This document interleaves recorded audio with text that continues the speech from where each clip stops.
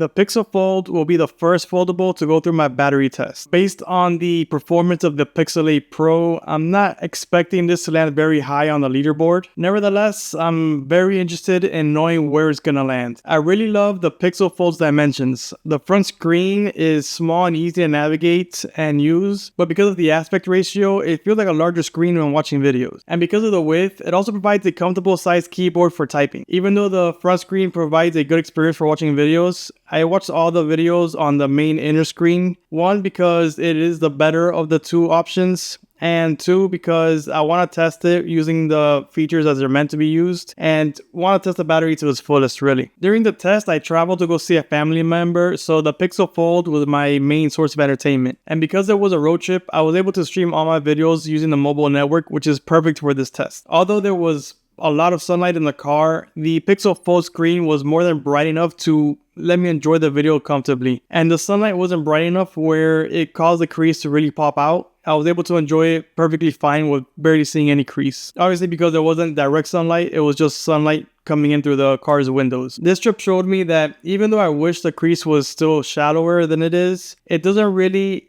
distract you too much as long as you're not in direct sunlight.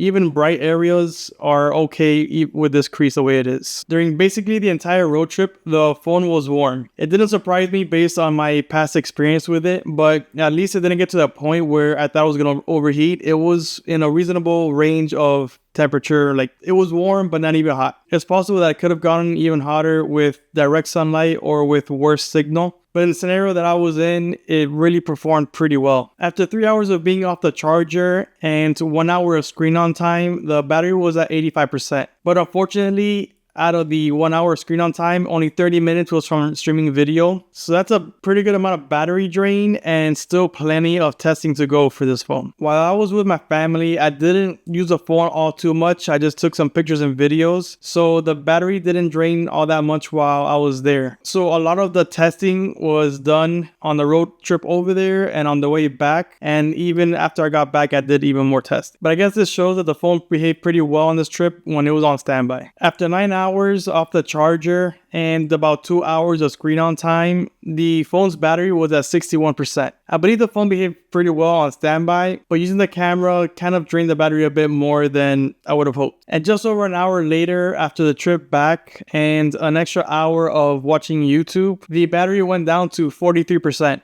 So that's about 17% in an hour of streaming video. The phone really has behaved great throughout the trip. It was been on mobile network the entire time and on 5G on Mint's network, and there hasn't been any hiccups on the network. The temperature hasn't gone above that warm feeling, and there has been no risk of overheating. The battery is kind of the only thing that's kind of dropping faster than we would really want on a phone, but so far it's within the range of what I would expect from a Pixel phone. Going back to the car ride on the way back home, I came across a video from Shane Craig that was talking about circle to search, how it's working on the inside but not the outside for some people, and then on the outside but not the inside for others. So I was one of the ones where the circle to search was working on the inside screen, the main screen, but was not working on the outer smaller screen. After that, I just decided to try it again, and it happened to be working on both. So I guess there was some good news during that trip watching that video, and it's pretty awesome that it's actually working on both now. I know it could kind of feel like Google has not abandoned it, but kind of not taking care of the Pixel Fold as well as I think they should have. But I feel like they've done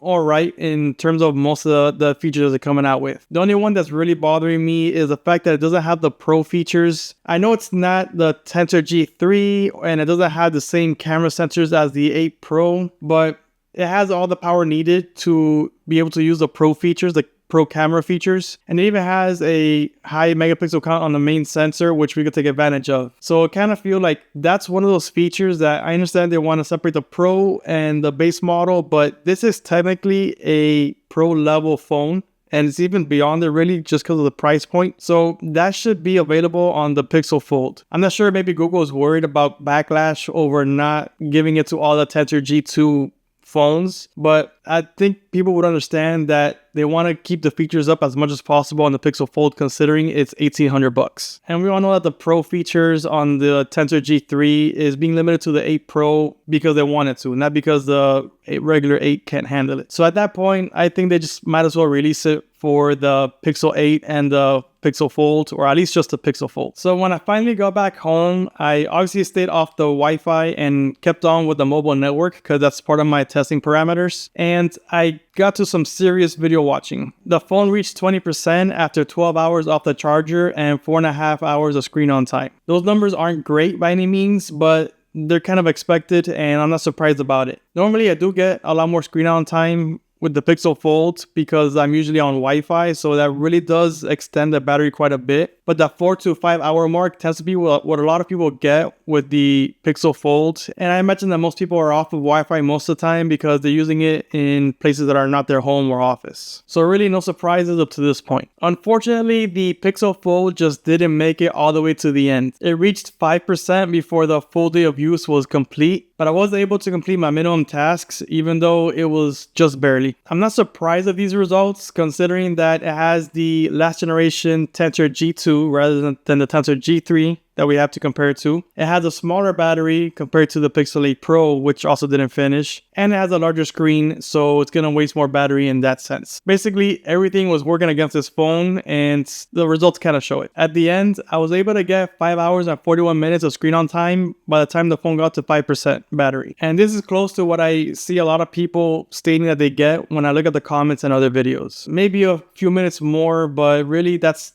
kind of the range of like full battery drainage. Given that an average day for me is about 4 hours of screen on time or maybe a little bit less, this phone is actually enough for me to use on a daily basis. But I can easily see how this is a problem for a lot of people out there, especially if they have worse signal than I get in my area. I tend to have really good signal and that really does help a lot with the battery. So if someone has worse signal, I can see this dropping to below 5 hours pretty easily. Seeing these numbers and looking at the leaderboard, it's really no surprise that the Pixel Fold ended up towards the bottom of the list. But mileage varies. Let me know if the Pixel Fold lasts long enough for your use, and let me know your thoughts in the comments. Don't forget to leave a like and subscribe, and as always, I'll see you in the next one.